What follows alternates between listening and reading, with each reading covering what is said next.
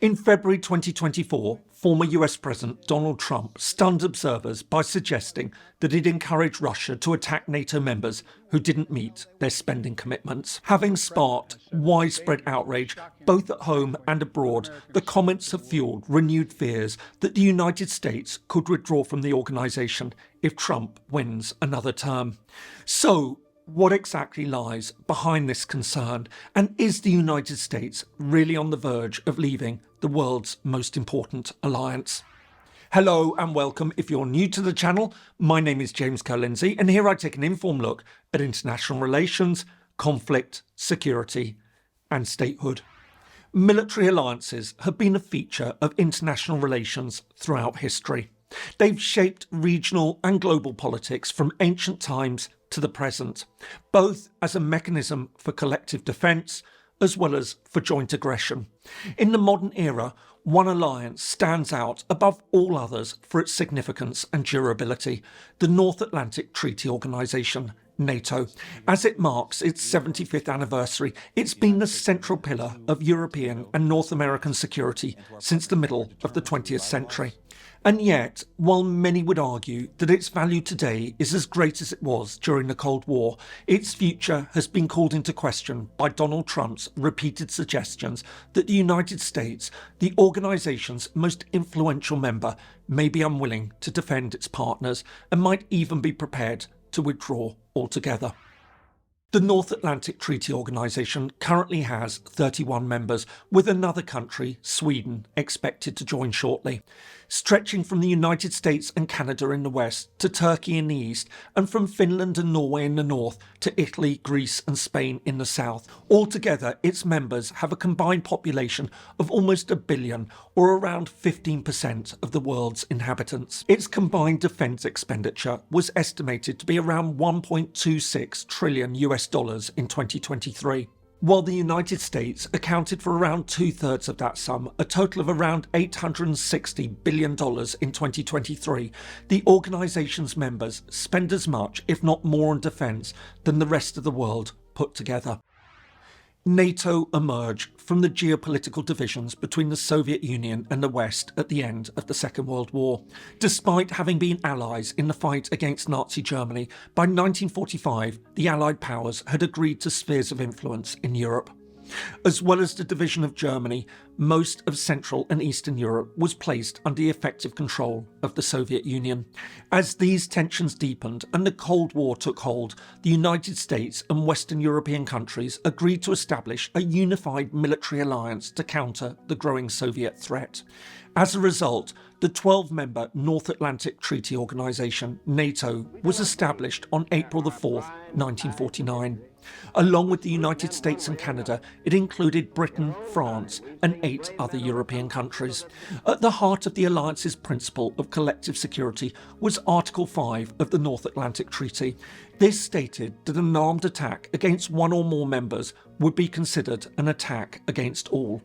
Over the following decades, NATO steadily increased its capabilities, building integrated military structures and developing a nuclear strategy. It also expanded its membership.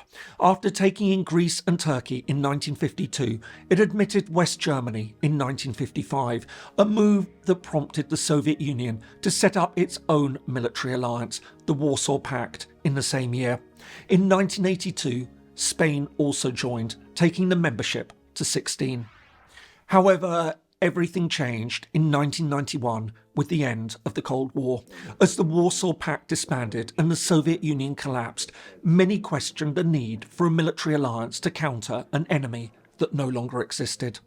But while some argued that the time had come to end the organisation, others took a different line, insisting that the alliance had evolved beyond a mere counterbalance to Soviet power. Instead, it had become a vital platform for political and military cooperation between existing and emerging liberal democracies. Moreover, supporters argued that it could play an essential role in maintaining European peace and security in a new era of uncertainty, as highlighted by its role in the Yugoslav wars in the 1990s. In response, though, critics argued that European security could be equally well managed through other institutions like the European Union or the Organisation for Security and Cooperation in Europe, the OSCE. They also contended that talk of enlargement towards the former Soviet states could provoke unnecessary tensions with Russia. However, by the end of the 1990s, the debate had been settled. With talk of NATO dissolution now quietened, the organisation began to expand. In 1999, as it celebrated its 50th anniversary, it took in its first 3 new members from the Warsaw Pact: Poland, Hungary and the Czech Republic. And just 2 years later, the organisation's purpose seemed to be given a whole new meaning when, following Al-Qaeda's attack on the United States on the 11th of September 2001, the organisation invoked Article 5 for the first time in its history, thereby paving the way for the invasion of Afghanistan and the overthrow of the Taliban. From then on, NATO continued to expand and develop, as well as broadening the scope of its operations and its strategic concept to address new security threats, especially terrorism. It also admitted more members.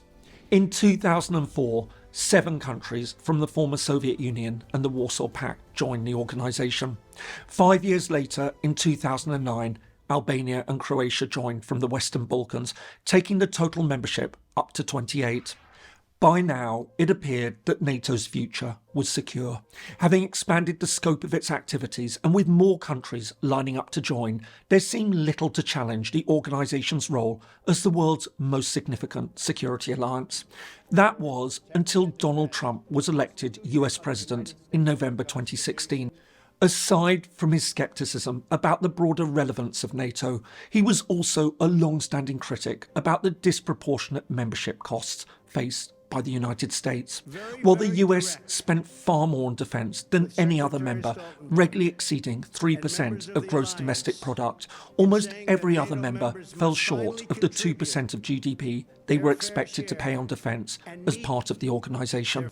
But while news reports published during his presidency suggested that he'd repeatedly raised the prospect of leaving the alliance, the United States nevertheless remained a member. Indeed, it even expanded under the Trump administration, taking in Montenegro in 2017 and North Macedonia in 2020. Since then, Russia's invasion of Ukraine has seemingly strengthened the case for NATO, while some vocal critics have argued that the organisation's decision to expand after the Cold War prompted Moscow's actions in Ukraine. In mainstream circles, the view is that the alliance is needed now more than ever. This was underscored when Finland and Sweden, both formerly neutral, decided to join. But this apparently settled consensus on NATO's fundamental importance as a pillar of international security has again been called into question by Donald Trump's decision to run for another term as US President. Since his announcement, there's been a steady stream of reports that his victory could have profound implications for the organisation and might even see the United States leave altogether. This came to a head on the 10th of February 2024.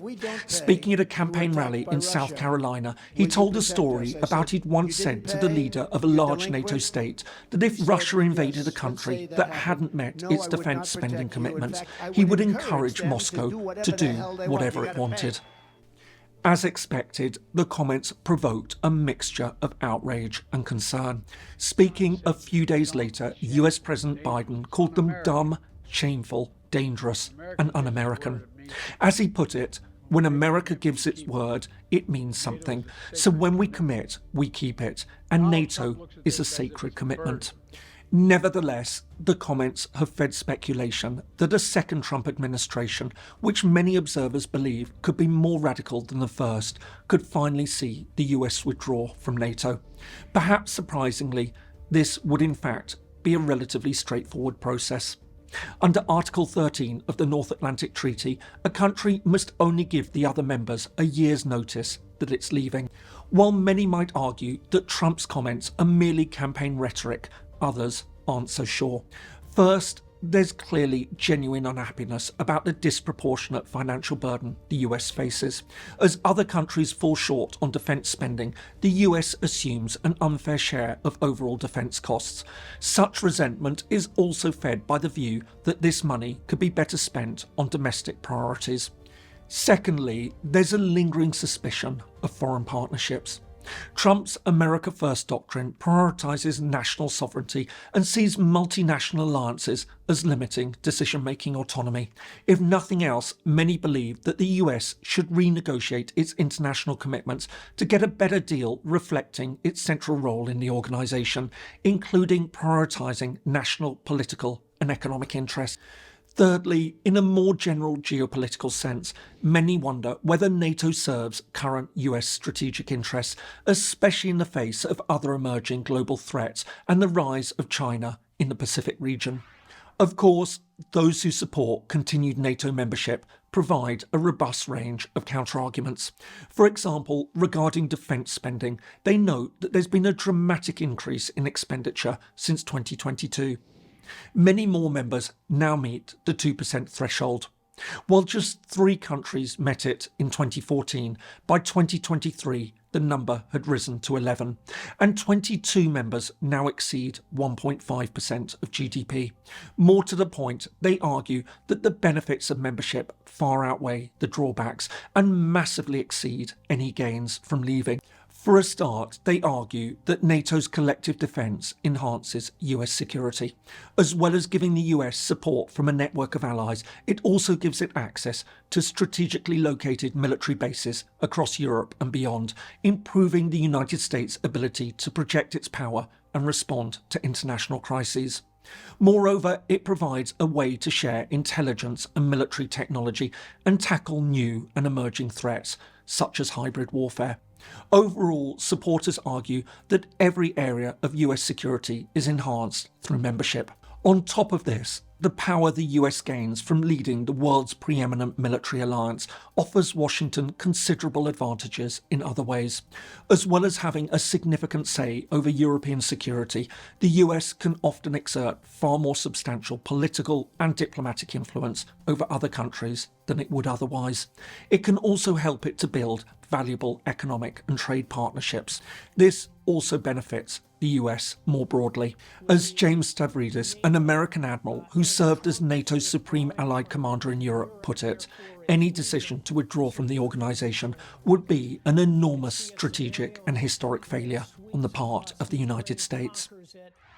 Of course, it remains to be seen whether Trump will be re-elected, let alone go through with an actual withdrawal. But regardless of where one stands on NATO, what can be said for sure is that if it were to happen, it would profoundly affect European and international security. To this end, reports are already emerging that European states are taking no chances and preparing for the worst. In the meantime, there have been warnings about the implications of suggesting that the United States won't meet its commitment to NATO partners, let alone that it could withdraw from the organisation entirely. Responding to Trump's comments, the NATO Secretary-General, Jens Stoltenberg, took a firm line, insisting that NATO remains ready to defend all its allies and that any suggestion that it doesn't puts US and European troops at increased risk. Moreover, he said that he expected that, regardless of who wins the presidential election, the US will remain a strong and committed NATO ally. But with a possible Trump victory on the horizon, many are increasingly asking whether the United States will really remain a strong and committed part of the alliance. I hope you found that useful. If so, here are some more videos that you might find interesting. Thanks so much for watching, and see you in the next video.